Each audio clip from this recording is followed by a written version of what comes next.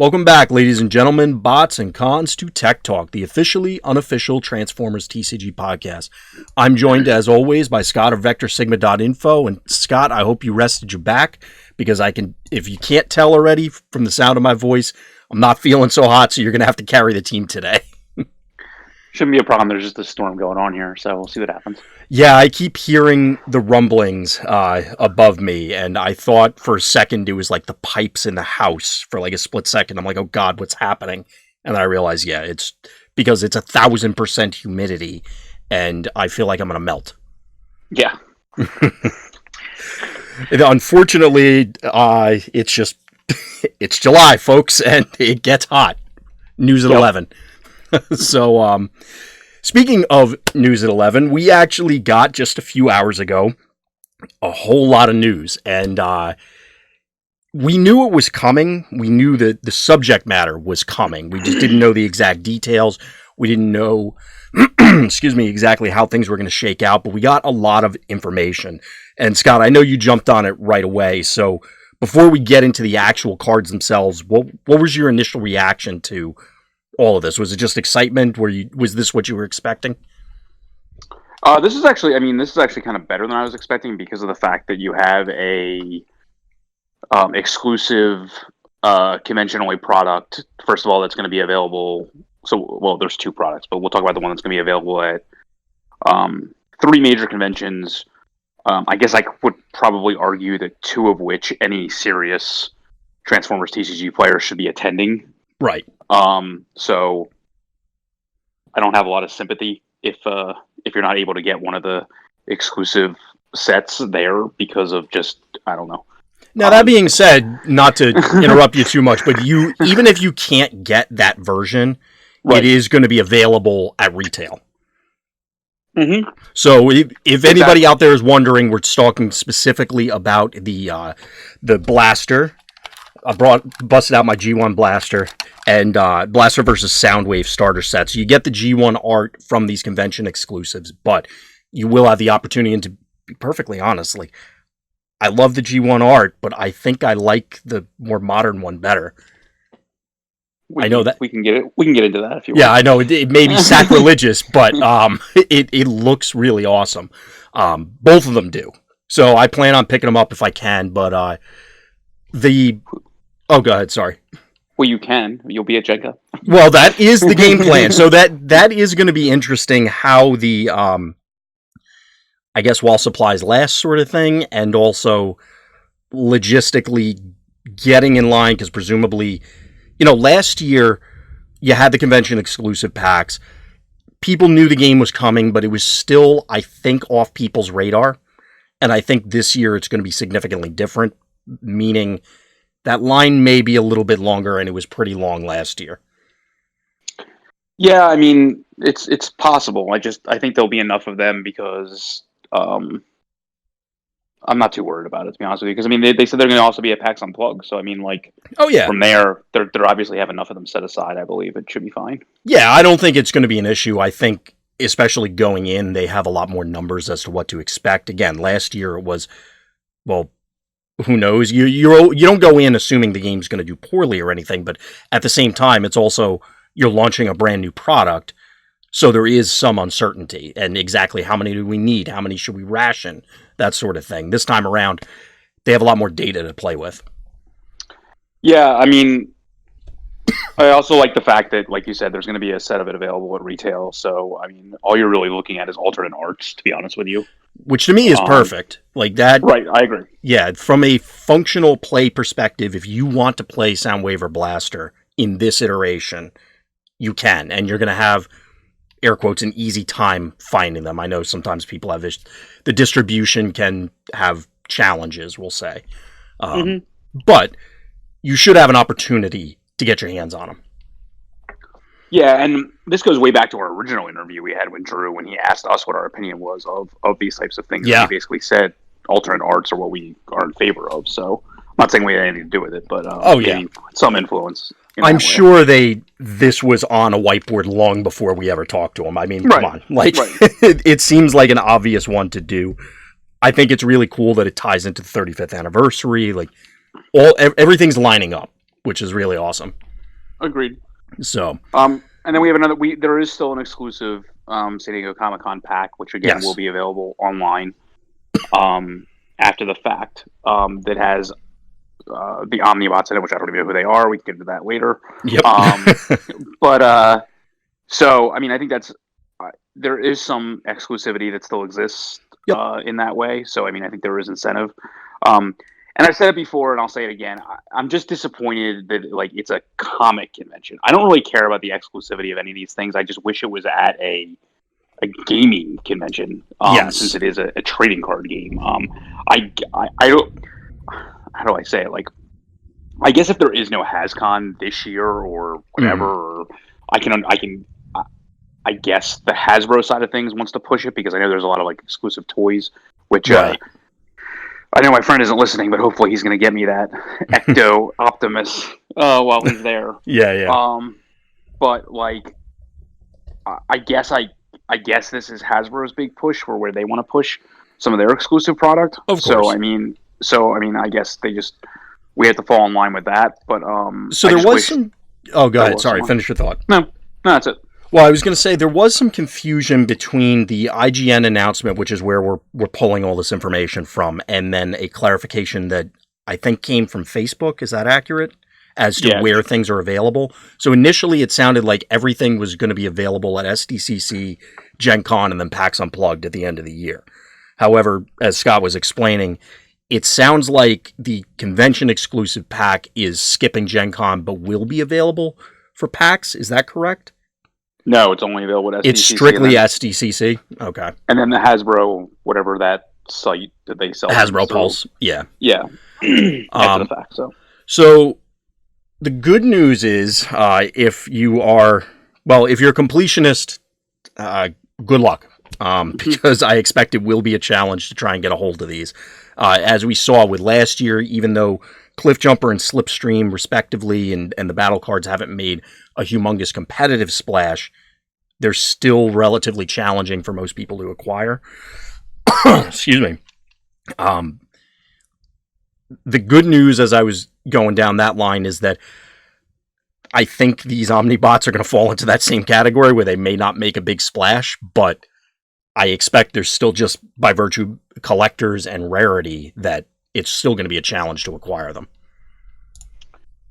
Yeah, I also don't know what. I don't know how. And we're only like less than 2 weeks away, I think, from San Diego Comic Con. I mean, like, I don't know if there's even an opportunity to still go. I don't really know what that situation is. So yeah, it's officially the 18th through the 21st, and I would assume that it's virtually impossible to get in. I've never been to San Diego Comic Con. Have you gone before, Scott? No, I know it's like a lottery system though, because I was talking to a buddy at work because we were talking about like he's a big Ghostbusters fan, so we were talking about the Optimus and all that, and he was saying like the reason he doesn't go is because you can't really plan a trip around it because there's a lottery system to get tickets. So like, well, it's a disaster to get in, from what I understand. Like, there's just so many people. Yeah, which so hence the lottery. Yeah, so I think like you can't even plan your trip until you actually are guaranteed tickets. So I don't even know what the deal is. Like I don't know. Like I guess I could look into it, but I don't. My wife and I were talking about it going to California, so maybe, but I doubt it. But who knows? I don't know. I don't mind big conventions. Obviously, we're gearing up for Gen Con. I do love going every chance that I get, but San Diego Comic Con, from what I hear outside looking in, has crossed that threshold where it's okay. That's just too many people. Like, I don't think I'd be able to deal with that much crowd.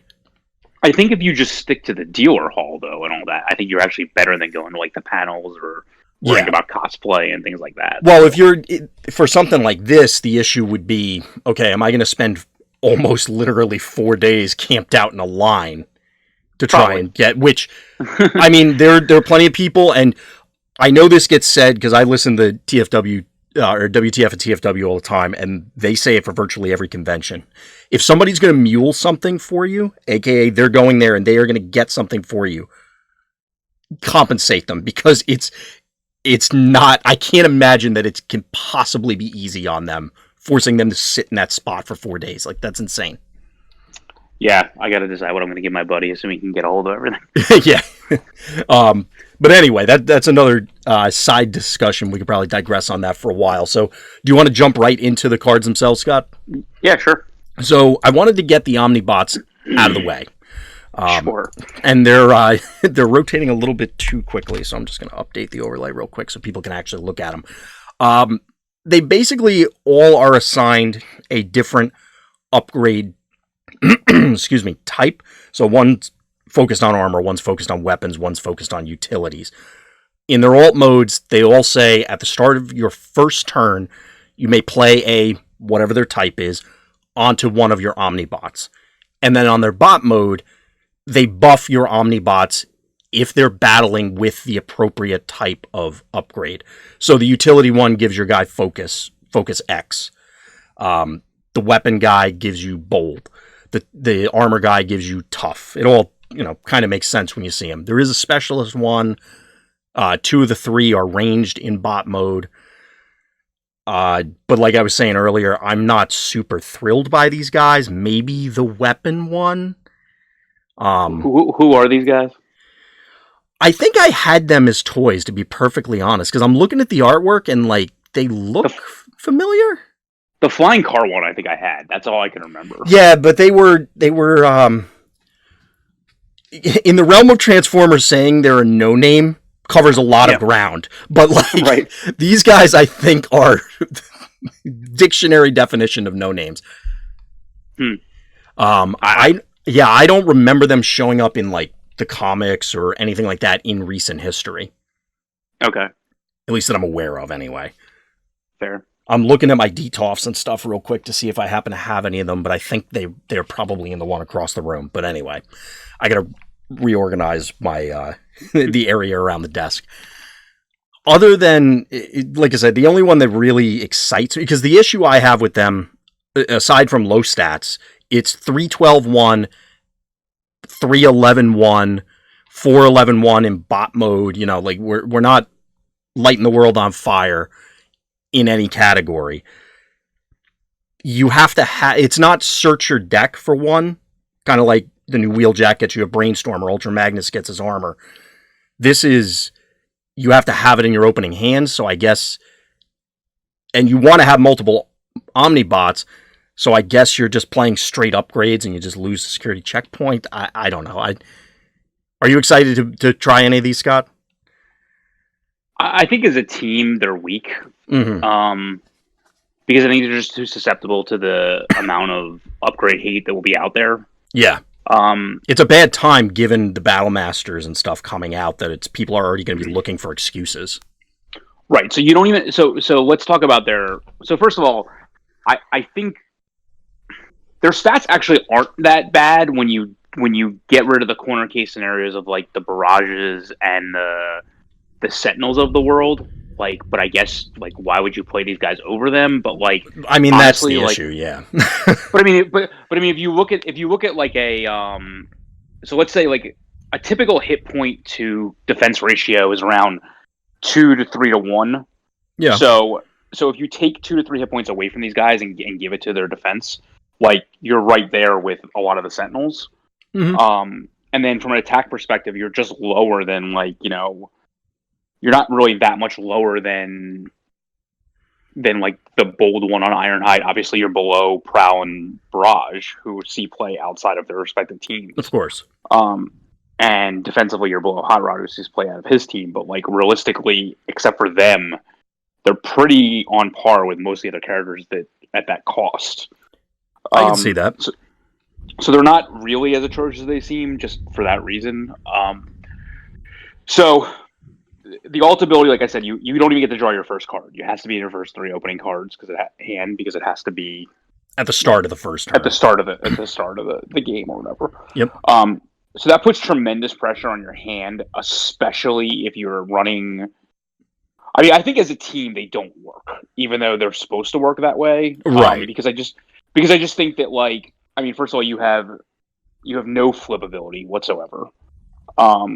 So you're just losing an entire phase of the game in order to put yourself in the mode that you want to be in all the time. Mm-hmm. And like that makes cards like Start Your Engines like actually worse because like you have to use a flip to then flip them back. So like you have to wait until. I mean, I'm sure there's situations where it's going to be fine, and I'm sure you would play it, but I don't think it's as good. Of course, you're just not getting any kind of extra out of benefit out of the deal. Yeah. So there's that aspect of it. Honestly, like you have to jump through hoops in order to like get these guys on par with other characters. Like if you compare the utility one to like the Siege Flame War, like she's which is not one that is right. Yeah. It comes like it's not even one of the ones we mentioned. Like she already has Focus 2 built into her alt mode. Into her bot mode. And like so, like you have to have 2 utilities on 2 different guys in order to get that. Now, granted, it gives it to all of them, but like it's just a hoop that you have to jump through. Yeah, exactly. That just seems unnecessary. I would say that like to me, the weapon one is the only one that's like really playable outside the team. Or I mean, and I wouldn't play them as a team likely. So, because. So you're what, a 4-12-1 you said? The 7? weapon one is, I'm just waiting for it to I'm pretty sure rotate over. Yeah. Or no, he's 411. He's the only one of them is 12, but he gets bold equal to the number of Omnibots. So he gets bold 1 if you have a weapon. Right, which essentially in an orange deck would turn any of the 3 power weapons into 4 power weapons for essentially. So, like, at that point, now you're looking above the curve from a weapon perspective, as long as you have, and if you get one in your opening hand, which you should be playing a plethora of them to begin with as a 7-drop, I feel like he can make he would, I guess, again, we're, like, just comparing him to Prowl, who's already 5'10" to start with, so, like, he's basically, like, 1 hit point more than him for 1 less attack. But, like, once you have a weapon, then you're kind of even, I guess. I don't know. Like, I guess he might still be worse than Prowl. I'm not sure. It depends on how... maybe then. It depends on what... I guess if you get the weapon right away in your opening hand, he becomes better because it doesn't cost you your upgrade slot later. Exactly. Or you get a free play if you are going first, but I don't know if that's enough to convince me... You know, you slam an Erratic Lightning, let's say. So he's 7-11-0 now. Bold 1. Like, that seems pretty decent, but it's just the inconsistency factor, because there's obviously going to be a number of games where you go, well, I guess I don't have a weapon, and now this guy's just overall a worse Prowl. Yeah, but I feel like if you go second and you have a typical orange-based hand, like, I feel like you're going to be well ahead of the curve. Like, whatever they play is probably going to die, because you're getting both your plays at that point as long as you use your weapon. I mean, getting 2 plays from turn 1 in an orange deck is pretty significant. I'm not going to, downplay that part. Yeah, so I think that changes the way your opponent has to play also because of that. Because it's going to be really difficult for that initial starting bot to even that they attack with to survive. Like, even if you think about like a Hot Rod or something like that, that's like a typical first attacker. Like, you're talking about like, I don't know, having to do 15 to him, and I don't know that that's super outside the realm of possibility when you're already like a 7 bold 1, and then you get to still play the action. So I don't think it's not guaranteed or anything like that. I mean, I would think more like 11 or 12. That's still a huge hurt that you're putting on somebody. So you're definitely threatening lethal very quickly on whatever you're hitting, and it puts you at a significant advantage. But it's still, I don't know. I get the argument. Play a lot of weapons. You're going to be doing that anyway. I guess it's just going to come down to, okay, let's draw up a list and see how many there really are and how reasonable it is to assume that. Because even at the end of the day, if you turn, I guess your game plan, your script is going to be, if I have a weapon, slam it on him, get in. If it's not, is he okay as a second attacker? And maybe he is, it's still fine. Because, okay, well, later on, I didn't get my free play, but I'll still just play the Erratic Lightning and get in there. I mean, he's just a body at that point. So Exactly. But it's not, as you were saying before, yes, he is a worse Prowl or a worse whatever, but the gap may not be a gulf. kind of thing. So yeah, I mean, we'll see. I mean, like, I think I don't. There's no. Unfortunately, there's no ways to make it more consistent of it because it's you have no control over it whatsoever. Yeah. But I mean, like, there's combos obviously with Wheeljack and things like that. So you like there's or Cliff Jumper. Like, there's all the car synergy. Yep. Like plays. So we'll see. Yeah. I guess the utility one is the least interesting to me, like you'd said with the Flame War comparison. The armor one, I guess it's a make your own hot rod kind of. I mean, it only has one defense to start with. That's the problem. Yeah, that's the thing that's making me upset about it because what are you going to do? Just over the long haul, it's not going to produce enough consistently, I don't think. But I could be wrong. Well, like, I think the new common RC is just better than these guys, like, put together. Like, she gets bold one, tough one for, like again, unless we reach a critical mass situation where you really want to be playing dual color pips, which I still don't know that we've reached yet. Like, I agree. You're still going to be, like, one of these sides doesn't really do anything for me other than give me access to more greens on whatever side it is, and maybe I'll get an extra, like, random defense or random attack depending on which side you aren't every once in a while. It's such a delicate line to walk because if there is a viable, multi-pip build, presumably that means that there are a whole lot of just straight up playable rollouts or straight up playable matrices that have a higher power level than that, that justify doing it. And it's not just, oh, well, I want the double pips. If that's the case, it skews it skews, we'll call them regular builds. Like, those orange decks now are splashing for these things, unless the characters themselves justify it. And like you said, I just don't know if all the parts are there right now. So, in general, like I had said earlier, I think it's good that these guys are both cohesive as a unit. So it's, I went to San Diego Comic-Con, I got my Transformers pack, I can just shuffle up and play.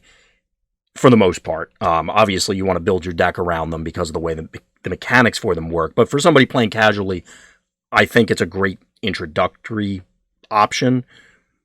While simultaneously, I'm kind of glad that it isn't all of us getting ready for Gen Con. Well, here's maybe 4 figures you got to put down. Yeah, exactly. Any other thoughts on these guys? No. Okay, cool. It looks like chat is agreeing with us that they may be purposely underpowered. I'm sure that came up at some stage that there was going to be a concern. But aside from those, and again, those are the SDCC, just a really weird acronym for me to say. It's hard for me to get it out. Promos, you're only going to be able to pick them up there as far as we're aware at this stage. No, and online. And online. But not, I'm thinking, not at Gen Con, not at other conventions. So, moving from there, though, we have what everybody else was probably more excited about, and that's, we have our tape deck friends from G1. We have Blaster, we have Soundwave, and we have some of their friends. The ones that were chosen were a little odd to me. Did it surprise you that we didn't get, we didn't get Rewind and we didn't get Rumble? No, I don't. As long as we got one of them, I don't think it matters. Well, I was surprised that they, for example, did another Ravage. They could have gone Frenzy Rumble, and Buzzsaw, as opposed to what they had chosen to do. And I wonder if that's a hint that Siege 2 or something like that down the line. I'm sure we'll see them at some stage. Yeah, I agree. So I threw Blaster up first. We're going to go through the Autobots and then the Decepticons, but without seeing Blaster or Soundwave, none of the mechanics will make a whole lot of sense because it is a little confusing at first. Basically, and Scott, correct me if I'm misunderstanding, it sounds like if you're running these guys, you effectively get a 28-star build as opposed to your standard 25 if you run a tape deck and 3 mini cassettes. Is that accurate? Yeah, but it's more powerful than that because basically, I mean, the way I would look. Well, I just concisely did that way, but go ahead. Yeah, go ahead and explain why there's a lot more to it. I guess the easiest way to describe it is, so it's different than Metroplex. You actually have to pay the stars for the cassettes. So we'll start there. The way to think about it is basically like if you're playing Soundwave or Blaster, the cassettes cost one less star to play. Right. That's the way to look at it. So, like, instead of costing 5, they essentially cost 4. So, if you were to play 3 cassettes and one of the 2 of them, you have a 22 star card deck. Essentially, I know you actually have a 28. Right. So you have 3 slots to play star cards in this case. But if you were to play, for example, just like one of them, they would cost you 14. It would cost you 15 stars if you have a 26 star deck. So I look at it as like it costs you 14. So you have 11 left over. If you play 2 cassettes, it costs you 18, and you have 7 left over. Like, you basically have 7 left over. I know you're technically going over it to 27 or whatever, but that's the way I'm thinking about it. Yeah. The cassettes cost 1 less. Yes. It's definitely, compared to just adding up the teams before, it's a little more of a brain buster for everybody to get used to, but it's something that I think it'll just become intuitive for people moving forward. It's just today's the first day we saw it, so everybody's getting used to it. Yeah, I agree. That's the way I'm thinking about it, just to make it easier on myself. Oh, yeah. And everybody's going to have their own mental shortcuts for it, but just be careful as you're doing that, because I know I've done that in other games where it's like, oh, well, this really means this. And it's like, no, that's not quite what it means, and it'll trip you up. Yeah. But in any case, so they do function very similar to Metroplex in that, well, in this case, as Scott was explaining, they do count towards your star limit. So technically they are part of your starting team, and then they go under the appropriate tape deck. At this, wait a second there. That's something we actually. What you said is sort of correct. Okay. We're trying to figure out if it's 100% correct. Right. Because the starting team is now defined on certain cards. Yes. So, like, your confidences and your swindle, your frag toss, your whatever the Autobot one in the set, like the repair cards that have come out, like things like that matter. Yes, for sure. So, like, I don't know how that works yet. Yeah, for lack of a better way to describe it, the timing of that, what is officially the start team. I'm assuming, because this was the next point that I think you were alluding to, is that there's no indication that Blaster can't play Frenzy or Soundwave can't play Steeljaw if you choose to. Oh, for sure. Yeah, exactly. And that's just to elaborate on what Scott was bringing up, that I'm operating under the assumption that if you were to do that, confidence would then not work. See, I was under the other opinion. Well, I have no evidence to back that up. That was just my first. Yeah. So I'm sure they're going to clarify it soon, because obviously we got to find out soon.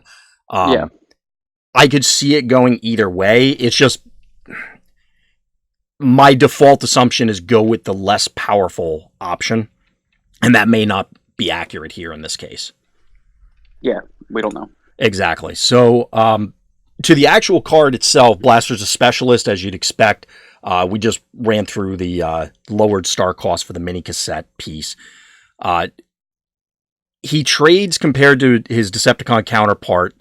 He gains 1 additional attack in bot mode, he's 5, and loses 1 health, he's 14. So Soundwave's a 4-15. And loses 1 defense. From alt to bot, yes. Yeah. Both of them have when you... Oh, yeah. I guess Soundwave's only 1 in alt mode at that point. I will double check, because I had him later on. Soundwave is 2 in bot and 2 in alt, so he maintains his defense across the board, whereas Blaster goes down. Right. As evidenced by the other Autobot cards that we're going to get to briefly, it seems Blaster's the more aggressive-oriented one. Correct. So both of them have, when you flip to their bot mode, you can deploy a mini cassette from under them onto the battlefield in bot mode. Now for Blaster, when you do, you play the top card of your deck. Now, I was thinking about this earlier as I was driving around doing errands. It's not a May, so if he's the aggressive one, you flip over Peace Through Tyranny, you have to piece him?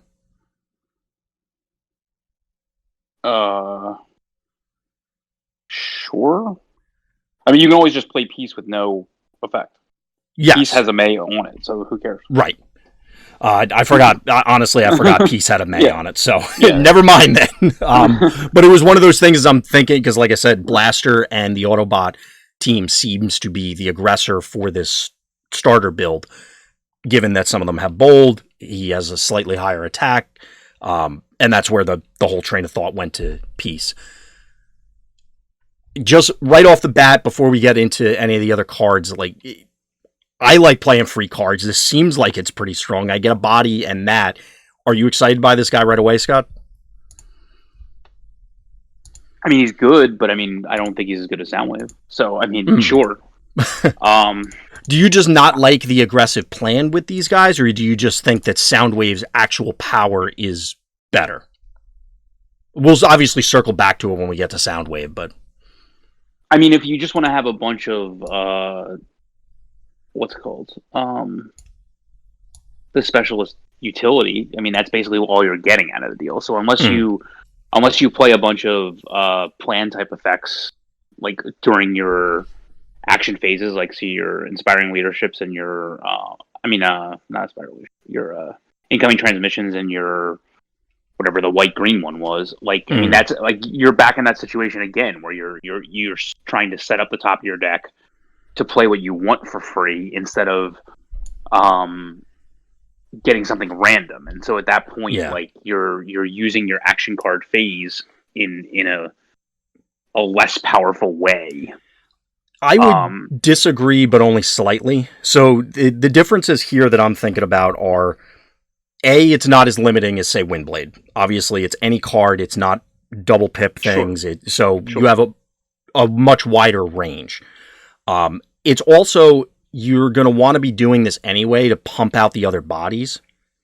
Now, that there's going to be a limiting factor there because presumably you're going to play some number of transform effects, which flipping them off of him will be fine, I guess, but maybe not spectacular. But point is that because you have that wider range, maybe this is going to be... I'm more optimistic now that we have the benefit of hindsight looking at how Windblade turned out. It could end up being the same thing, but it still feels like there might be something there. I don't know. We'll have to see. I agree with you that I like the Decepticon ones more, but I think Blaster still has potential. I mean, it's fine. I mean, like, you're getting... Like, you're saving yourself a flip on the actual cassettes, because if you were to just play them, which you could in any deck, like, they would just start in the worthless tape mode, like, that has stealth. So, I mean, they wouldn't do anything, basically. I mean, they would just attack for 0 if you didn't have to flip them. So you're saving yourself a flip there to put it in the mode you want to be in. Yeah. Which is good, and you're getting... I mean, I get that you're getting a free play out of the deal, and you're getting, like, a field communicator type effect out of the deal, like, for something you'd want to be doing anyway, so it's like an extra added bonus. Right. It's just not as powerful as the Soundwave side of things, and, like, I don't like the fact that you lose 1 defense out of the deal. Well, that's it, yeah. Just to gain 1 attack. I think it's fine. Mm-hmm. I'm not positive if like, I'm not positive that the aggro version, because I'm not super excited about this flip effect, is going to want to play, like, a 3 cassette version. I think just playing him as, like, a 1 or 2 cassette version and then getting some other character out of the deal or 2 out of the deal if you play, like, with the 1 cassette version is probably the way to go. It's possible. I mean, my mind immediately went to, because 3-star cards, okay, well, I'll play 3 mounted missiles, and I'm giving, spoiler alert for spoilers, Steeljaw later on, giving both Blaster and himself bold, excuse me, and just having 9 double oranges, potentially. But the problem is, I don't think 3 cassettes... I mean, there's only 2 aggressive cassettes and 4 defensive ones. Yes, and that was going to be my follow-up, is that there's not... Yeah, I think where you were describing it, going lesser number of cassettes on this side, bring in additional help, is likely going to be the more appropriate way to go. I mean, I feel like you can easily get a 4-character list out of the deal that doesn't have to involve all the cassettes. Mm-hmm. And like his flippability to me is not, like, that way you're not all in, and you're still getting a deal out of, like, you're still getting a pretty good return on investment. star cost wise. Like, 'cause he's still a pretty large character. I mean, not at 14, but like at that point, it only takes one flip to actually like get the game going in a way. Yeah, I feel if you get, even if you were to hypothetically run only one cassette and it's Steeljaw, 5 bold 1 doesn't seem terrible for 10, plus, whatever other characters you're able to squeeze in. Right. Like, it doesn't seem ridiculous. So it's certainly something I want to play around with. I mean, that's where I would start, but I mean, like, probably as far as to start, like, it's probably better to come to that conclusion, but that's the way I see it right now. Because I just don't think his flip happening multiple times. I think his flip has diminishing returns as the game goes on. So why build yourself to it and start off with a weaker potential deck when you can just get the effect when you need it, which is right away, and then like take that advantage early and stick with it, type of thing. I think that's a good point to bring up, the diminishing returns on it, because that is something that people may not realize. Would you mind elaborating on that, Scott? Yeah, just as the game goes on. I mean, aside from the obvious of this is literally what diminishing returns means. As the game goes on, I don't think that the free play off the top and or setting it up through other cards has as much of a dramatic effect. I mean, like, the most dramatic effect you can get off of playing anything off the top is going to be typically a second upgrade. That's the way it was off Field Communicator anyway, because you still had your action phase anyway. Right. So it was more important. Like, Field Communicator fell out of favor, like, with us, not me personally, like, because I still played it obviously at Aerobots and other lists. But it kind of fell out of favor because realistically, all it really does is give you the +1 attack, and then if you don't flip anything of, like, if you don't flip another upgrade, or you don't get some kind of, like, I don't know, like, you have multiple actions you want to play right there and then. There are a few scenarios where that's a thing. I think in the orange side, though, that may not be the case. I mean, I mostly played an Aerobot, so it was like, right. If you would flip over, like, any of the direct damage type cards, it was a totally different story.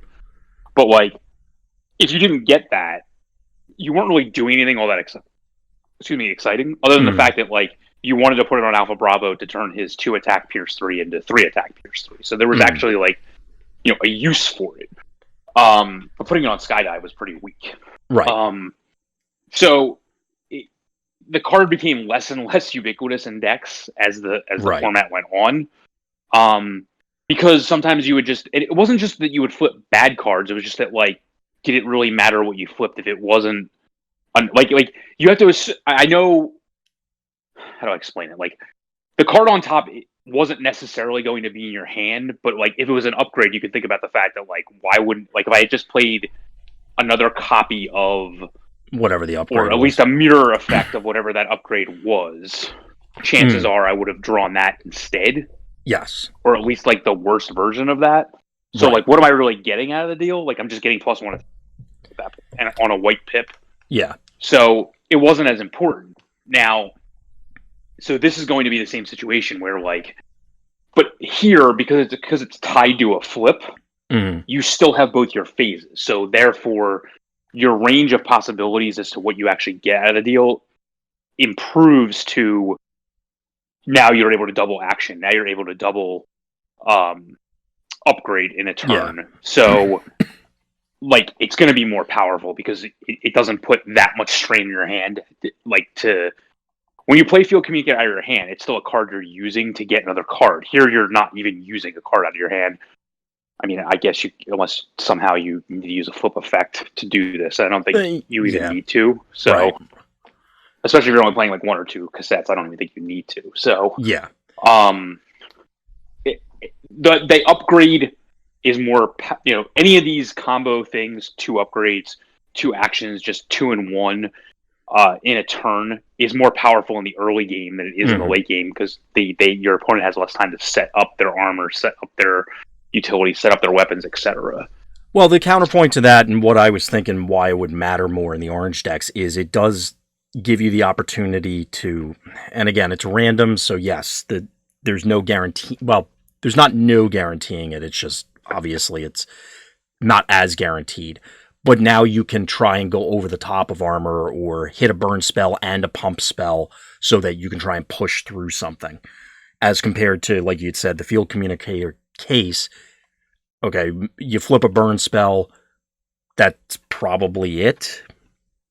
You know, maybe you get another armor, whereas this would allow you to reckless charge, weapon, flip him, play a burn spell kind of thing, which to me sounds much more impressive. I mean, you can also just use your bashing shield as not your entire upgrade play for the turn, which is what I like. Exactly. Yeah. Of course, there's a lot of different options there. Yeah. But that has more value, again, in the early game than it does in the late game, in my opinion. Right, and that makes sense. Because you're not in an overkill situation either with who you're attacking against. So yes. One of the other notable things, especially since you were bringing up the idea of playing less than the maximum number of cassettes, is you only get the extra play if you're actually deploying a cassette. Yeah, but I mean, it's a lot of turns later if you just flip normally to get that second cassette out anyway. So right, but if we're talking, okay, well, it's only coming up as a result of the diminishing returns argument that, well, it's not even, I guess it's really diminishing because it's literally 0. You can't do it after the first one if you're only playing one. So, just calling that part out because obviously people are getting used to the cards. So, aside from all of that, any other thoughts on Blaster before we move on to his Tiny Friends? No, I just think he has more varied use than what it seems with just jamming 3 cassettes and some star cards. So. Yeah, there's definitely going to be some play in there with this. So moving from there, which they both do, but yes, I can see it more in his case. Gotcha. So we'll move on to Steeljaw, mostly because I was bringing him up a lot. Notably, the IGN reveal, and maybe it's changed by the time this goes live, didn't have the G1 alt mode art. As far as I can tell. It's awful. Don't worry about it. Well, yes, they all, but they're awful in an endearing way. I don't think the Decepticons are awful. I think all the Autobots are awful. Oh man, the Autobot, like when you put them side by side, you can see the stark, except for Ramhorn. But we'll talk about him when we get to it. Ramhorn's awful. Look, he's a piece of crap. No, you're mispronouncing adorable. I think you're mispronouncing two-dimensional. Well, yes, there is that. Anyway, so Steeljaw, he's obviously a mini cassette. He's melee because he turns into a lion. He has. I guess one thing. These are not spy. Oh yes, yeah. So keep that in mind. Yeah, unfortunately, the cross Soundwave plan is not going to work. So, Steeljaw is a mini cassette in alt mode, mini cassette melee in bot mode. Alt mode, like the others, he's 091. He has stealth. When you flip to this mode, each of your characters gets bold 1 until end of turn. Okay. In bot mode, which is where he'll deploy to, remember right away if you pop him out from either tape deck, he has bold 1, and each of your characters that has 10 stars or more has bold 1. So for me, one of the things that came to mind, or he jumped out into my mind for outside of the tape deck teams, where you could just go 10-10 him. I don't know if there are enough teams that you have enough time to transform everybody and get value out of that, though. Sure, you do. Because I'm sure they exist, but it's just one of those challenges because you need. So in my head, it was Grimlock X him, and then you need to make sure that he's ready to go, or your X guy doesn't care about transforming. This could be finally the deck that Cog wants. Yes? Question mark? Yeah. That could be a thing. That's the point. Yeah, I'll take it. I'll take it. But isn't he only? Is he 5 attack or is he 4 attack? 4. It's whatever he is on his card, so it's 4. Okay. I guess. But he serves his purpose. Yeah. He, then attaches to Grimlock and you attack for a crap ton of damage. So exactly. that's the whole point. Yeah. But I mean, at the same time, I'm sure you can find it. Like, I mean, there's Bumblebee too, and like like um, the either one of the Bumblebees are 10 as well. You just don't have the synergy. Not that there's synergy with Cog, but like you don't have there's no Dinobot synergy, obviously, or anything like that. Right, but, right. But no, I think you definitely have time. I think even just giving Bold 1 to like one character is possible as well, and I still think this guy's playable as a 3 Bold 1 9/1, which is essentially Silverbolt. Yeah. The one like when I was looking through these cassettes because the app updated today on my iOS device. I was comparing them to other 5-drops, and they compare quite favorably as playable 5-drops outside of the teams.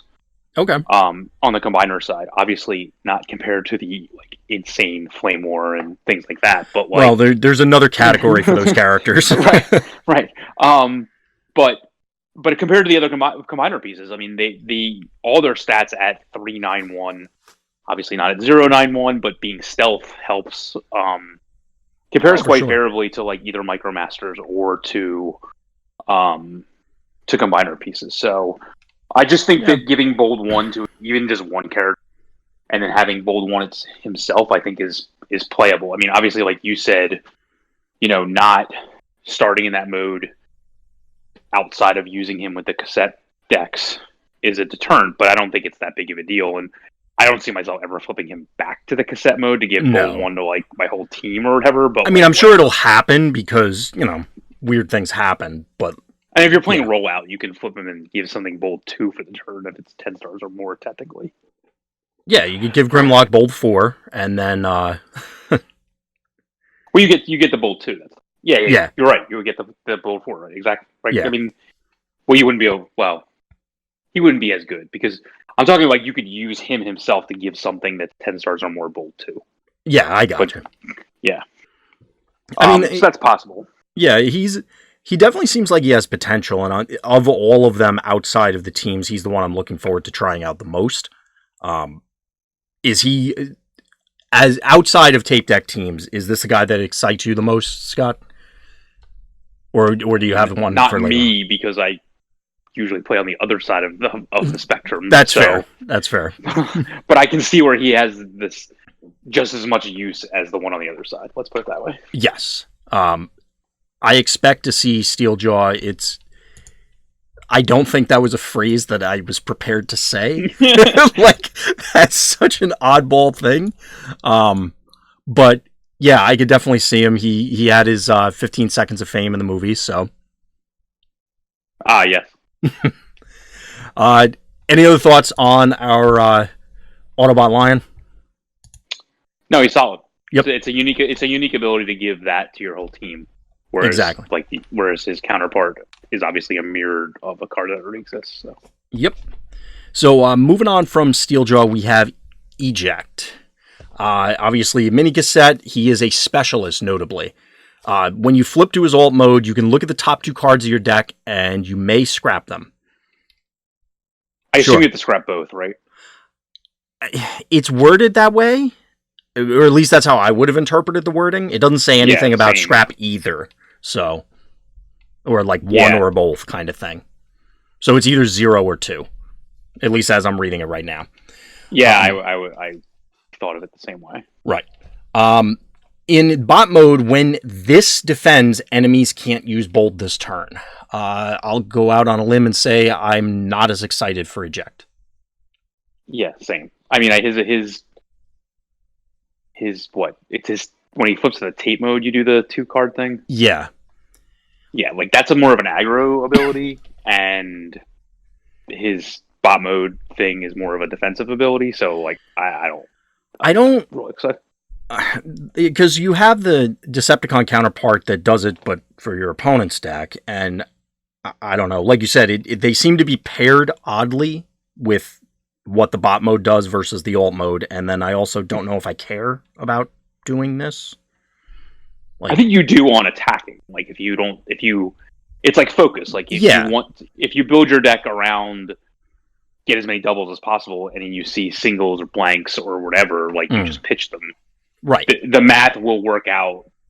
It's like the blackjack table. It will work out in your favor if you continue to do it every single time. Right. Well, at least more in your favor than not in the house's favor. Well, there's that. But so as long as you do that every single time, I think there's play here. I just don't know what the timing is going to be on getting this guy. It just seems like a lot of work for like flipping him back and forth to get this effect to, I guess, to go back to your Flame War example earlier, like just play a character with focus or some other ability to ensure more consistency. I don't think it's as bad as it seems on offense. On offense, I can see that, yeah. But you can use Blaster to flip him out and then flip him immediately back to the cassette mode, and then basically like Blaster's attack becomes more arguably more powerful if it actually works out that way. So that's where I think it could come into play. Well, sort of, because you're going to need another effect to make that happen, because you have to transform Blaster, and then you wouldn't be able to do eject on that same turn. Yeah, I know. So it's just effect, so. Yeah, that's fair. If you have to like escape route him to do that, I think that might be a few steps too far. Maybe for what you're getting. I mean, he's the worst one out of all these. So. Oh, absolutely. Especially when this defends enemies can't use bold. I mean, I get maybe it probably would have been too good if it was your whole team, but still. Yeah. I don't really have a whole lot more to say on him, so we might as well skip past him unless you had something else. No, the SDCC art is atrocious. Well, it's atrocious in an endearing way. Like, now we're talking about Ramhorn, and look at his little feet in Rhino mode. That's adorable. It's atrocious in I look like a piece of paper that was folded away. Yeah, it kind of does. So, moving to Ramhorn, he's melee, he got the same stats across the board like we've been talking about. When you flip to cassette mode for him, you can move an armor from one of your characters to another one. And in bot mode, when you defend, you can play a white pip armor. Now, I went and looked, and again, like you said, the app updated. I think it was 2 white pip armors, force field and defensive driving. Those are the same 2 I found as well. Okay, good. So we're on the same page. Force field obviously has fallen out of favor over time, but it's found its way back into sideboards. I am going to struggle to see where I'm going to be playing defensive driving, but I don't know. I mean, this is one that will clearly get stronger over time, but... Well, I mean, the negative of force field is that it takes up your upgrade slot turn. If it doesn't, then it's much better. Right. And you don't have to put the force field on him. It just says you can play it. Yes. So, and this will come later with Buzzsaw, but that's big. Oh, for sure. So I think this is fine. As long as you're, if you're playing an aggressive deck with 3 force fields, I don't know what I don't know that I mean, in my initial builds, when I went, if I have to play a smaller number of cassettes, I guess he would probably be the second best if I'm going to play the 3 force fields in my deck. I think he's fine. I don't know if I'd want to personally lean on only having 3 force fields. Not that I'm going to play defensive driving. Well, that's my point. Is I don't think that there are enough white pip armors to justify his existence yet. Obviously, we'll come back to the conversation as more are released, but he's just a blank text box probably 9 times out of 10. No, you play Treasure Hunt, you play Confidence, you're fine. And maybe I think it might work out that way. My initial reaction was that it's just going to be tough to find it, but maybe, that's a good point. Maybe you can just dig for it enough that you'll be able to play it consistently for free. In my opinion, you have to build your deck that way, and then of course it's fine. Yeah. So Ramhorn and tiny adorable feet aside, we'll move on to the purple team with the big man himself, Soundwave. So again, he has the text about playing the mini cassettes. We already talked about his stats. He's a 415-2 in bot mode, 0, 15, 2, and alt. However, his flip is when you deploy a mini cassette, they still go in bot mode. When you do, look at your opponent's hand and choose a card from it. Your opponent puts that card on top of their deck. You get to rip any card out of their hand. Like, this seems spectacular. Yeah, this is going to put a lot of your opponents under duress. Just going to put that out there. I get it. You missed the last one. So I know. Well, because, the last one, like, after you said it, I'm like, oh, okay, that's what he meant. But at the time, I couldn't quite hear what you were saying, so, like, it didn't click. But anyway. Or I'm going to coerce a lot of my opponents into their next. Oh, their next no. phase. Yeah. Sorry, everybody out there, dude. Don't worry about it. Anyway. I mean, I was going to make a memory lapse joke somewhere in there, but I'm like, I tried to think of one too. I'm sure.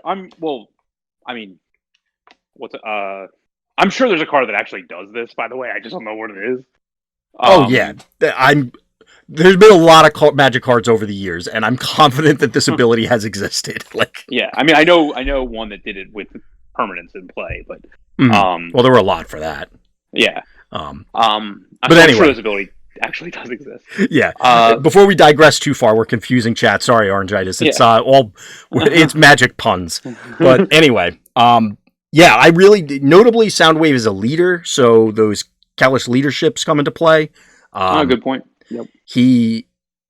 The ability is really strong. We've already seen the power level of Mirage from Sentinels, and this lets you take anything, no caveats, just take it. Well, I mean, against a blue deck, it's not as strong, obviously, unless you leave them with, like, less good plays, but, like, I mean, technically they're going to get some defense out of the deal. Like, it's obviously... I think stealing their one-shell stands and things like that is going to... Sure, yeah, of course. If they have blanks in their hands or that, obviously it's powerful. And obviously you get to choose, so it's powerful anyway. But that's just a note, like, it's not, like... Because it's actually, in this game, this effect is actually more powerful because of the fact that you have to have combat flips. So the card just goes away. Like, in other games, you would just draw the card right back up next turn, so it would cost you a draw phase, which is obviously still really good. Right. But here, that card just goes away. Yeah, it's an actual discard effect, essentially. Yeah. So, I mean, this is way more powerful than the Blaster ability. Like, this although is close. I do agree with you that there is a concern. So, for example, you look at a blue opponent's hand, and the most appropriate thing to take is security checkpoint. Like, you're not going to feel... It's fine. Yeah, I mean, it is. It's fine, but you're not going to feel great about it unless you happen to be popping out Ravage. Yeah. Exactly. I didn't get that far yet. Yeah. So... Yeah, you wouldn't get to look until after you deployed, so I guess you'd have to, play around to those edge cases. But obviously the potential's there. Yeah. Yeah, this guy's awesome. Yeah,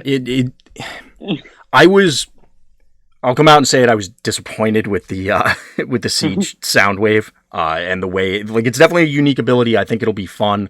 I don't think it's really going to make a splash competitively. I'm looking forward to trying this guy out, and I will say it right now, I'll probably play this, assuming I can get the starter in time for the events, in at least one of the qualifiers. Yeah, I would probably play it just because it's really good. Yeah, I mean, I want to both because it's good and fun, but it's one of those, like, okay, I got to try and... I mean, I guess the Siege is just coming out, so we still have a whole lot to go through, so it's not like this is so much closer to the event that we have way less information. Yeah, this ability is worth the escape routing, rolling out, things like that, in my opinion. Turning everything into an espionage, sort of. Yeah, it's even better than that, so yeah. Well, yeah. Yeah, this is worth those flip effects, in my opinion. And notably, the artwork isn't just cringe-inducing. No. And the new artwork is from the mobile game, so is the Blaster, by the way. I think they all are, actually. Yeah, the new artwork, and for anybody unsure, like we were talking about at the beginning, that's the retail version, whereas this, the G1, is from the promo version, we'll call it the convention exclusive version. I really like that artwork. again, I love my G1 stuff, but I like the G1 updates most of the time. Like it's just enough of an homage, but still looks really cool, updated. So, yeah. Any other thoughts for Soundwave before we jump into his pals? No, I mean we're just gonna keep referring back to his ability and his powerful stats. Yeah. So first Decepticon up is Buzzsaw. Again, stealth in alt mode. When you flip to alt mode, you may move a weapon from one of your characters to another one. He's ranged in bot mode. Obviously a mini cassette in both. And when he attacks, you may play a blue weapon. And just like Scott was bringing up earlier, it doesn't necessarily have to go on him, although armed hovercraft finds a home on him as well. Yeah, he's ranged, right? Yes. Guess we have our combo right there then, right? Voila!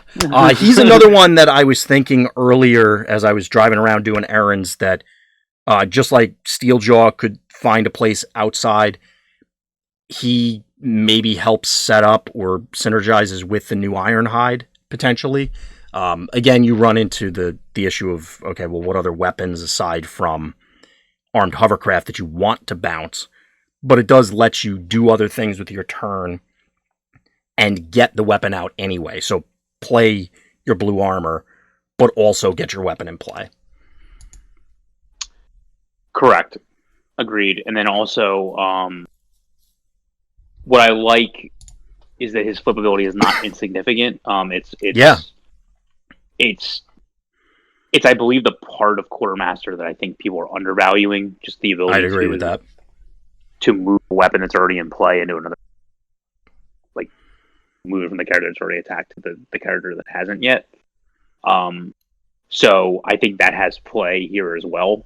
Yeah. Especially if you attack with him first, put the blue weapon on him, then move the weapon from him onto somebody else and give him stealth, so the new guy that's attacking now has to become the target, for example. Exactly. I could see, not to break your train of thought, where you're playing blue, obviously.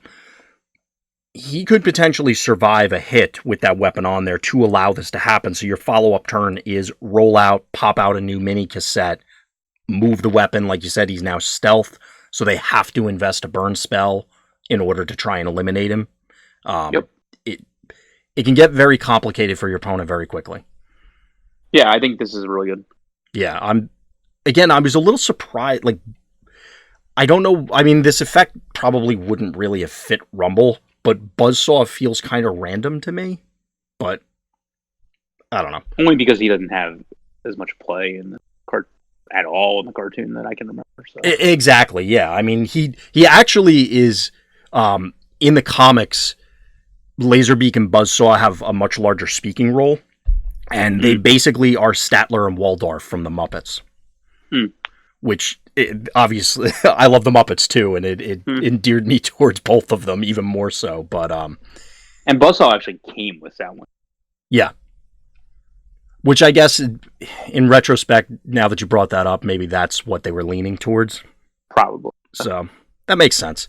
Again, we'll probably see Rumble and Rewind down the road at some stage anyway. So. Oh yeah, I would imagine. But yeah, I'm excited about Buzzsaw. I could see him, again, popping up outside of the tape deck teams, but within that team, it seems, okay, well, here you go. I mean, it seems silly to say that because it's the starter deck where they all come in. Of course, it's, here's the deck, go ahead. But this one's pretty obvious. Yeah. Yep. So, moving on from Buzzsaw. Oh, yeah, Orange Eyes. It's later on, but they are actually really funny. They just bust everybody's chops all the time. So moving on from Buzzsaw, we have Ravage, our second iteration of our feline friend. When he flips to alt mode, one of your characters gets Pierce 2. And he's the counterpart to Steeljaw, where he has Pierce 2 in bot mode, but each of your characters that's 10 or more has Tough 1. So a smaller Flame War. Or less, maybe not, I mean, it is a smaller Flame War, but not as universal Flame War. Yeah, agreed. Still really good. Oh, yeah. I mean, obviously it's, I need to keep Soundwave alive. I'll pop out Ravage and keep him alive. Or as you were saying, if you're playing against blue, he has the Pierce 2. So he's getting in for guaranteed damage. Do you see him showing up outside of the cassettes a lot? So the problem is that you then compete with Flame War. Yeah. So at that point, like, you can't run both of them, and you can run both of them in one character. So I can see myself doing that as a build your own armor, like, immediately. Yeah.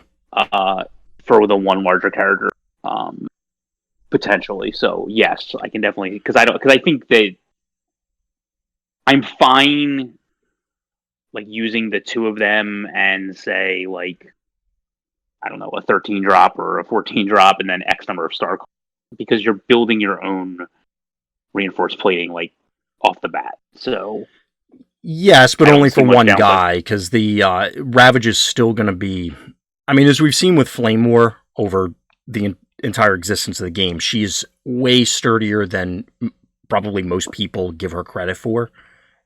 Although at this stage, I guess people have learned that, you can't ignore Flame War because she'll live forever.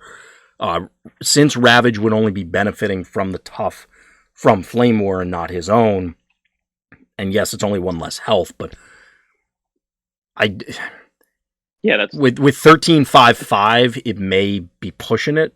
I mean, I'm willing to be wrong there. I'm not saying it's definitely not. I mean, you get 2 more double blues. So yeah, that's absolutely true.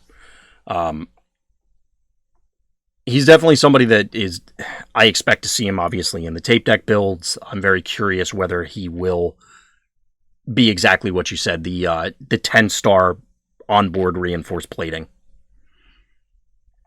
I mean, Laser Cutlass is insane on him. Yes. I would agree with that. That is accurate. Laser Cutlass, Energon Axe, like, these are both insane. So yeah. Yeah, this guy's really. I'm very excited. This is my favorite cassette. Is he really? Is it just because it's Ravage, or because you actually like the card? Both. Okay. Yeah. Mm-hmm. Although it looks like his Decepticon symbol is red, so I guess he's shattered glass. I don't know.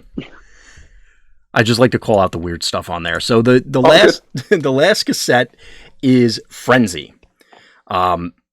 Same story as before. When you flip to this mode, your opponent reveals the top 2 cards of their deck.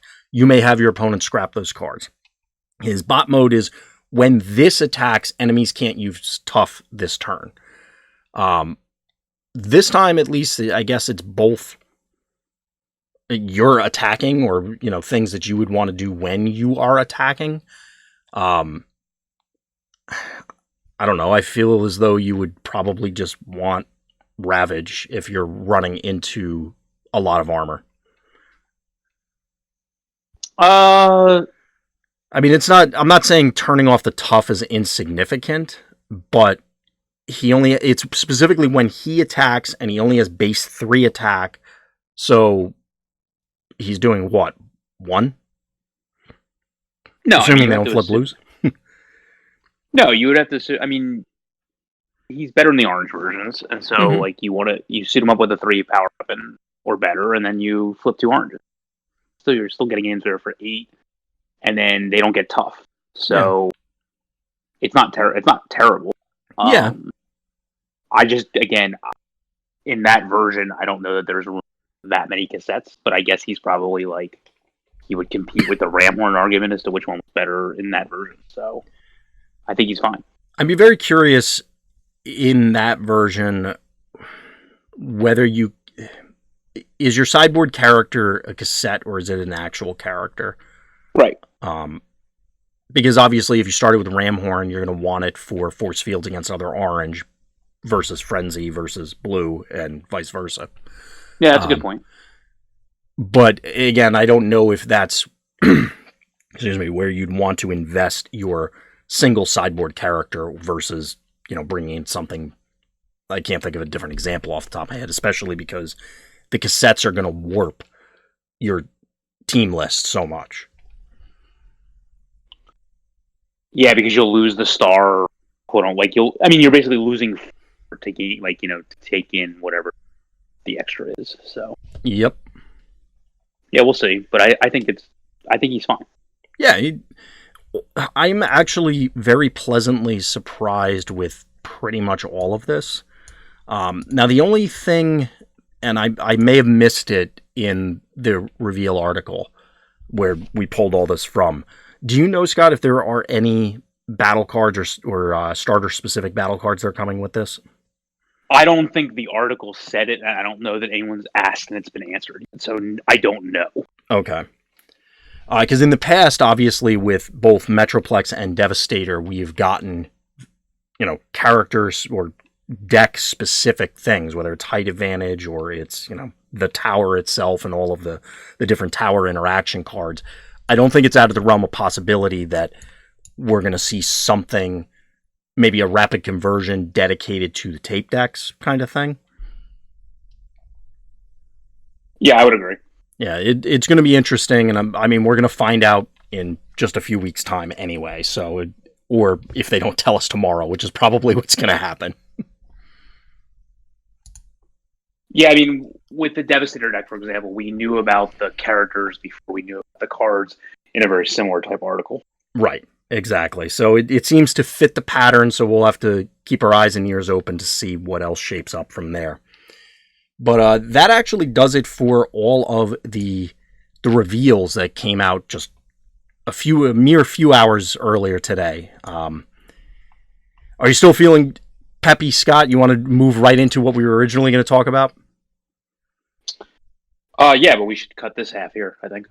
That sounds good to me. So everybody out there, as always, thank you for listening. Thank you for watching, and please tune in next time for more Random's Thoughts.